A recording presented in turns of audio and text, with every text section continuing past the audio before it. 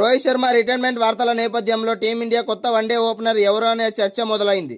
యశస్వి జైస్వాల్తో పాటు అభిషేక్ శర్మ, వైభవ్ సూర్యవంశీ, దేవదత్ పడిక్కల్ తమ గణాంకాలు ప్రదర్శనలతో రేసులో నిలుస్తున్నారు. భారత క్రికెట్ చరిత్రలోనే అత్యుత్తమ వన్డే ఓపెనర్లలో ఒకరిగా నిలిచిన హిట్మ్యాన్ రోహిత్ శర్మ త్వరలోనే వన్డే క్రికెట్కు కూడా వీడ్కోలు పలకనున్నట్లు వార్తలు వస్తున్నాయి. 2027 వన్డే ప్రపంచ కప్ ప్రణాళికల కోసం బీసీసీఐ సెలెక్టర్లు రోహిత్ శర్మకు ప్రత్యామ్నాయంగా యువ ఓపెనర్ యశస్వి జైస్వాల్ను మొదటి ప్రాధాన్యతగా భావిస్తున్నారు. అయితే ఒకవేళ జైస్వాల్ కాకుండా ఇతర ప్రత్యామ్నాయాలు పరిశీలించాల్సి వస్తే టీమిండియా ఓపెనింగ్ స్థానాన్ని భర్తీ చేయగల సామర్థ్యం ఉన్న ముగ్గురు ఆటగాళ్లు అత్యంత ఆసక్తికరమైన ఆశ్చర్యమైన యువ ఆటగాళ్ల వివరాలు ఒకసారి గణాంకాలు ఇక్కడ విశ్లేషిద్దాం. నెంబర్ 1 అభిషేక్ శర్మ. ఈ లిస్టులో మొదటగా చెప్పుకోవాల్సిన పేరు పంజాబ్ యువ సంచలనం అభిషేక్ శర్మ. లెఫ్ట్ హ్యాండర్, ఈ విధ్వంసకర ఓపెనర్ పవర్ ప్లేలోనే ప్రత్యర్థి బౌలింగ్ను చితాచినుకలు చేయగలడు. ప్రస్తుతం భారత టీ20 క్రికెట్ జట్టులో కీలక సభ్యుడిగా మారిన అభిషేక్ శర్మ వన్డే ఫార్మాట్కు కూడా సరైన ఎంపిక కాగలడు. ఇంకా వన్డే అరంగేటం చేయనప్పటికీ లిస్ట్ ఏ క్రికెట్లో అతనికి అద్భుతమైన రికార్డు ఉంది. 69 మ్యాచ్ల్లో 33.78 సగటుతో 2196 పరుగులు సాధించాడు. ఇందులో 4 సెంచరీలు, 8 హాఫ్ సెంచరీలు ఉన్నాయి. నెంబర్ 2 వైభవ్ సూర్యవంశీ. ఐపీఎల్ 2026 సీజన్లో అత్యంత సంచలనాత్మక ప్రదర్శనతో వెలుగులోకి వచ్చిన బీహారీ వండర్ కిడ్ వైభవ్ సూర్యవంశీ కేవలం 15 సంవత్సరాల వయసులోనే రాజస్థాన్ రాయల్స్ తరపున ఆడుతూ Bumrah, Hazlewood, Rabada, Starc, Pat Cummins వంటి అంతర్జాతీయ అగ్రశ్రేణి బౌలర్లను చిత్తుగా బాదాడు.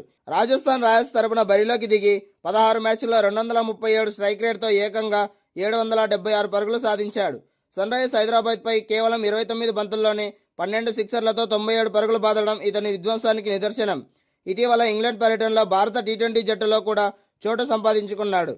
వన్డే జట్టులో రోహిత్ శర్మ దూకుడును కొనసాగించగల దమ్మున్న యువ ఆటగాడిగా వైభవ్ సూర్యవంశీ భవిష్యత్ స్టార్ కానున్నాడు. నెంబర్ 3 దేవదత్ పడిక్కల్. కర్ణాటకకు చెందిన left hander classic batter Devdutt Padikkal ఇటీవల కాలంలో దేశవాళీ లిస్ట్ ఏ టోర్నీ అయిన విజయ్ హజారే ట్రోఫీలో అద్భుత ఫామ్లో ఉన్నాడు. కర్ణాటక టైటిల్ గెలిచిన 2024-25 సీజన్లలో పడిక్కల్ జట్టును ముందుండి నడిపించాడు. కేవలం 42 మ్యాచ్ల్లోనే ఏకంగా 82 పీక్ యావరేజ్, 92.61 స్ట్రైక్ రేట్తో 2796 పరుగులు సాధించాడు. ఇందులో 13 సెంచరీలు, 14 హాఫ్ సెంచరీలు ఉన్నాయి. పడిక్కల్ ఇప్పటికే భారత టెస్ట్ టీ20 జట్టులో ఆడుతున్నాడు. అభిషేక్ శర్మ, వైభవ్ సూర్యవంశీ హిట్టర్లతో పోలిస్తే పడిక్కల్ టెక్నికల్గా చాలా పటిష్టమైన ఆటగాడు. భారత్ ఇంగ్లాండ్ మధ్య జరుగుతున్న వన్డే సిరీస్ ఉత్కంఠభరితమైన దశకు చేరుకుంది. 3 మ్యాచ్లు అయిన సిరీస్లో ఇరు జట్లు తలా ఒక మ్యాచ్ గెలిచి 1-1తో సమ ఉజ్జీలుగా నిలవడంతో ముచ్చటగా ఈ 3వ వన్డే సిరీస్ డిసైడర్గా మారింది. తొలి వన్డే మ్యాచ్లో 6 వికెట్ల తేడాతో భారత్ అద్భుతమైన విజయం సాధించగా, కార్డిఫ్లో జరిగిన రెండో వన్డే మ్యాచ్లో ఇంగ్లాండ్ 4 వికెట్ల తేడాతో పుంజుకుని సిరీస్ సమం చేసింది. ఇప్పుడు ఈ సిరీస్ విజేతను నిర్ణయించే ప్రతిష్టాత్మక ఫైనల్ పోరు గిల్సేన అద్భుతమైన ప్రదర్శన చేసి గట్టెక్కగలదా, ఈ సిరీస్ను కైవసం చేసుకుంటుందా లేదా అనేది చర్చ అభిమానుల్లో బలంగా ఉంటుంది. ఈ నిర్ణయాత్మకమైన 3వ వన్డేకి లండన్లోని ప్రసిద్ధ లార్డ్స్ మైదానం ఆతిథ్యమిస్తోంది.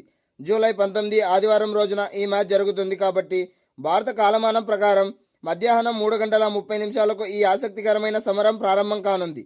సిరీస్ డిసైడర్ చేసే మ్యాచ్ కావడంతో దీనిపై సర్వత్రా భారీ అంచనాలు నెలకొన్నాయి. ఈ నేపథ్యంలో లార్డ్స్ పిచ్ రిపోర్టు పరిశీలిస్తే మ్యాచ్ ప్రారంభంలో ఫాస్ట్ బౌలర్లకు ఇక్కడ మంచి అనుకూలత ఉంటుంది. లార్డ్స్ మైదానంలో ఉన్న సహజ సిద్ధమైన పిచ్ కండిషన్స్, అలాగే ఉదయం పూట ఉండే తేమ కారణంగా సీమర్లు అదనపు ప్రయోజనం పొందుతారు. కాబట్టి ఆరంభంలో ఫాస్ట్ బౌలర్లతో బ్యాటర్లు చాలా జాగ్రత్తగా ఉండాలి. అయితే బ్యాటర్లు ఈ తొలి దశను దాటితే ఆ తర్వాత పిచ్ బ్యాటింగ్కి అద్భుతంగా సహకరిస్తుంది. టాప్ ఆర్డర్ బ్యాటర్లు భారీ పరుగులు చేసే అవకాశం ఉంటుంది.